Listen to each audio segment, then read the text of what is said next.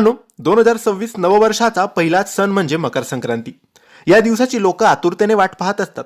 मकर संक्रांती हा भारतातील एक महत्त्वाचा सण आहे जो हिंदू दिनदर्शिकेनुसार पौष महिन्यात साजरा केला जातो. महाराष्ट्रात हा सण विशेष उत्साहाने साजरा होतो. दिनदर्शिकेनुसार हा सण सामान्यतः 14 किंवा 15 जानेवारीला साजरा केला जातो, कारण सूर्याच्या हालचालीवर आधारित हिंदू पंचांगानुसार तारीख ठरते. यंदा यावर्षी हा सण 14 जानेवारी 2026 रोजी साजरा केला जाणार आहे. ज्योतिषशास्त्र आणि पंचांगानुसार पाहायला गेलं तर मकर संक्रांतीच्या दिवशी एखाद्या विशिष्ट रंगाचे कपडे परिधान न करण्याचा सल्ला अनेकदा दिला जातो. यामागे संक्रांत देवीचे स्वरूप हे मुख्य कारण असते. यंदा मकर संक्रांतीला कोणत्या रंगाचे कपडे परिधान करणं अशुभ मानलं जाईल याबाबत आपण आजच्या व्हिडिओमध्ये जाणून घेणार आहोत.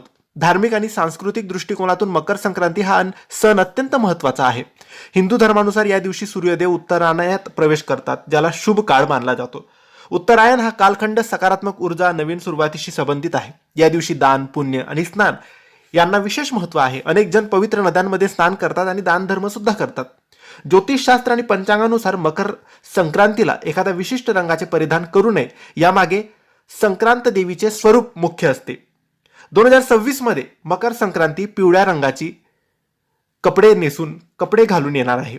त्यामुळे पिवळ्या रंगाची साडी महिलांनी मकर संक्रांतीला नेसू नये असं म्हटलं जातं. पंचांगानुसार दरवर्षी संक्रांत देवी एक विशिष्ट रंगाचे वस्त्र परिधान करून येते. ज्योतिषशास्त्रात अशी मान्यता आहे की देवीने ज्या रंगाचे वस्त्र घातले असेल तो रंग त्यावर्षी वर्ज्य किंवा अशुभ मानला जातो. माहितीनुसार 2026 मध्ये संक्रांती देवीने पिवळ्या रंगाचे वस्त्र घालून ती आलेली आहे. याच कारणामुळे यंदा पिवळ्या रंगाची साडी किंवा कपडे घालणे टाळावे. बांगड्या सुद्धा पिवळ्या रंगाच्या घालू नये असं सांगितलं जातं. असं केल्याने देवीचा कोप होऊ नये किंवा नकारात्मकता आपल्या घरात येऊ नये अशी श्रद्धा असते.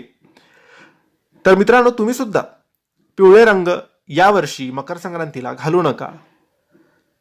यंदा पिवळा रंग अशुभ असला तरी तुम्ही काही रंगाच्या साड्या यावर्षी नेसू शकतात. काळा रंग, पिवळा रंग सोडून तुम्ही हिरवा, केशरी किंवा गुलाबी अशा रंग तुम्ही घालू शकतात, पण पिवळा रंग यावर्षी अजिबात घालायचा नाही. तर मित्रांनो, ही माहिती तुम्हाला आवडली असेल तर लाईक आणि शेअर करा. काही प्रश्न असतील तर कमेंट्सद्वारे विचारा. आमच्या चॅनलला सबस्क्राईब करायला विसरू नका. धन्यवाद. श्री स्वामी समर्थ.